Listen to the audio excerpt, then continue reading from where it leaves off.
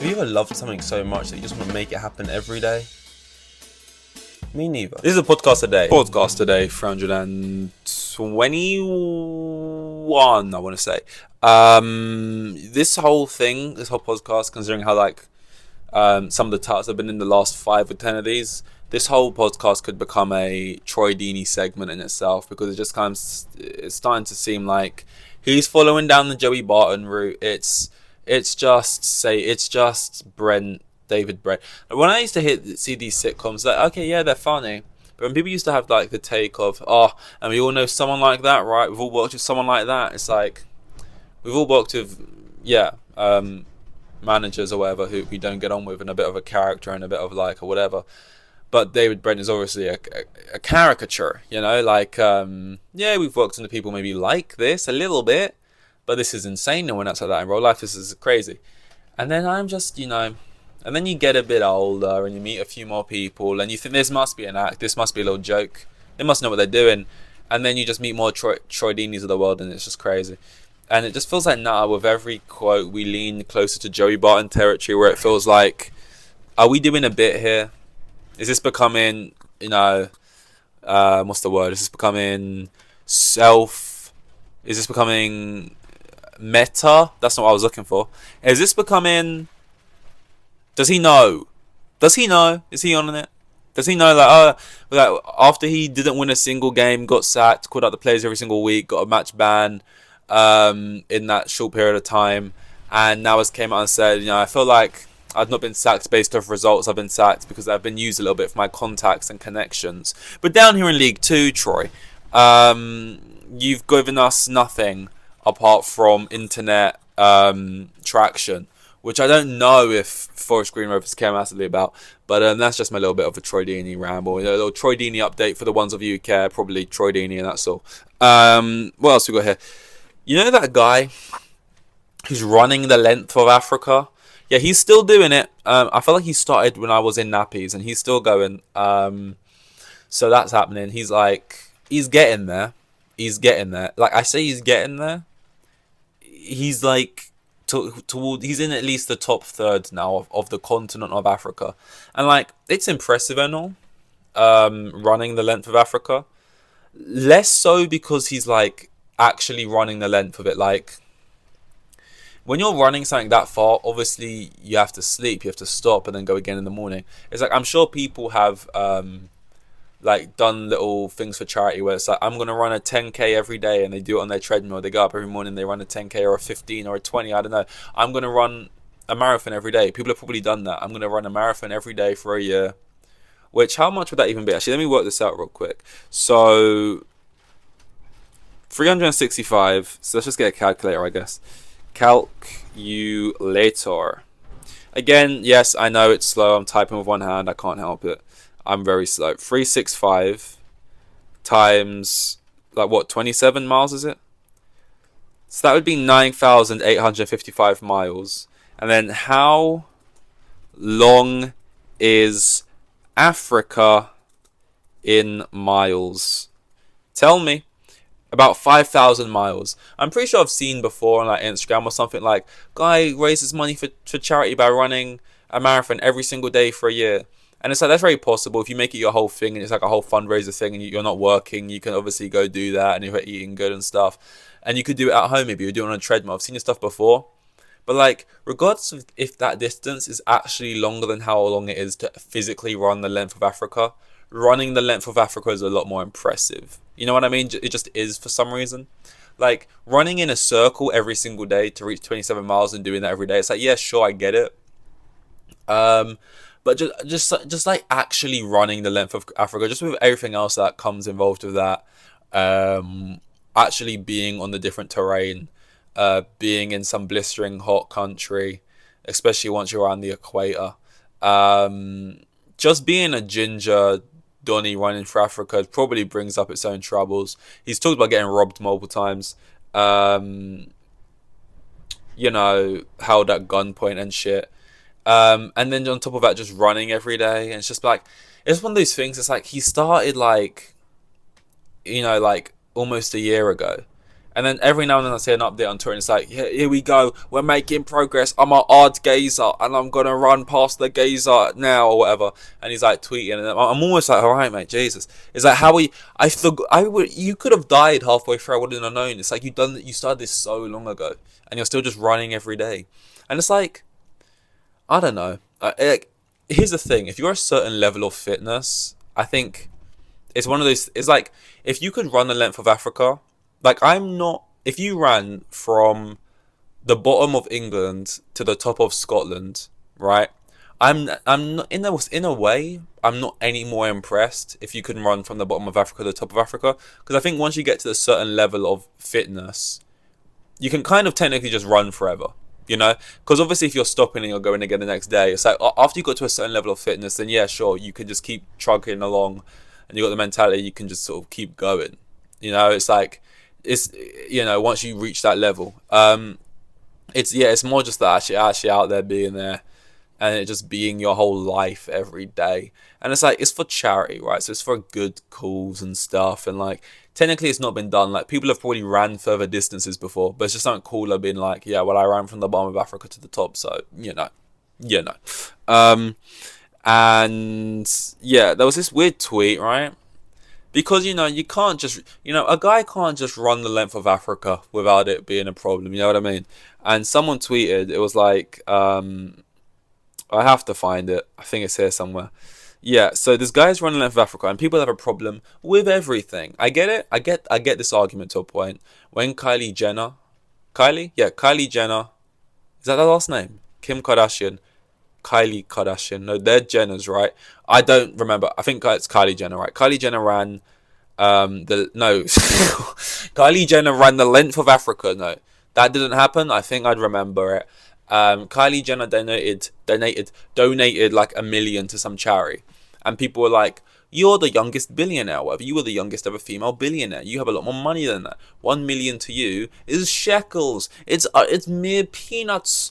Cough up more." And it's like, if she donated no money, she would have had zero backlash. No one would care. You donate 1 million and now you're receiving backlash for not donating enough. You're receiving more backlash for if you donated nothing. You know what I mean? And also, I don't think that's how it works. You know? Like, I've never had that much money, right? But like, I get, relatively speaking, if I only have £10 in my account, right? How much does 10p mean to me? Very small. So if you only, and I can't do the conversion right here, this math isn't going to be right. But if you have, £10 billion, what's 1 million to you? It's really nothing. But like outside of what that money is relative to how much you have, it still holds the value of being 1 million. Like, I don't, you know what I mean? Anyway, but outside of that, if you can get hated on for like that, then you really can get hated for anything, because you don't have to give your money. You earned it and you made it, and whether you're a nepo baby or not, you still got it or whatever. And there's nepo babies out there who are working among us, in the retail, in the fucking warehouses, in the whatever. So like, not like, you still have to have a certain level of work ethic. Most do anyway, I guess. But yeah, you can get hated for doing anything. This guy like tweeted at and this is the thing, right? When you read tweets, you're like, this isn't like a troll. Like, this isn't like someone trying to bait. This isn't like a thing. Like, this is someone who just genuinely believes this. Like the guy I was saying the other day with the whole gate barriers, like someone trying to, and he deleted that tweet as well because I was trying to find it to show someone, and he took it down. So I guess a lot of people commented like, shut up. But that guy, he tried to stop the guy going through the bar at the same time as him, because apparently he was trying to steal a ride off of him and he's not paying for him, and that's not how it works. But these people are just like that. This guy has this is sarcastic tone on, by the way. He says, incredible stuff from this geezer. After expenses, visas, travel costs, sponsored posts, etc. are paid, this will leave over £4,000 for the homeless running charity. Enough to buy all of the homeless people 0 homes. So far he's raised about 100 grand or whatever. For running across Africa, right? Which, if I'm being honest, I've seen people sit and do live, and obviously you've got a bigger platform and audience. This is the beauty of clout. They'll sit there and play Fall Guys, and they'll raise that in like, you know, in a like 12-hour stream. This man's been running the length of Africa for almost a year. I'm actually a little bit like feel bad that he hasn't had received bigger donations. I'm saying that I've not donated once, but I mean like a big brand or someone has seen what he's doing and for all pitching, you know, brands do that, like Nike or Adidas or like some kinds of brand that makes sort of athletic leisure wear or whatever. They'll be like, okay, we'll chip in and donate 20k, because you see that on big streams sometimes where they're trying to raise money. You'll get these brands chip in, right? It's at 100 right now, which means all the money's probably came out of the good-hearted pockets of the people, right? And still a lot of money, okay? This guy's been like, after expenses, visas, travel costs, as if he's his accountant and he's looked through all of this and how much all of that stuff would pay. Like, even if that was the case and you did have to spend some of the money donated on those things, how did you come to the specific number of you will have £4,000 left? Like, I get if you think in your head, well, he's going to have to pay, you know, these things off. But you could not possibly know how much the visas and travel costs and sponsored posts were in particular to know you'd be left with exactly £4,000, which can donate to Zero Homes or whatever. And also, you don't even know if that's how it's working. Why come out with such like a bold point? Like such a like dick on the table. I've got this guy. He's in the crosshairs, you know, the red dots in between his forehead. I've done all my research. I've checked my list. I've checked it twice. It's foolproof. I feel like before you make a tweet, that's how you should look at it. You should cross all the T's, dot all the I's.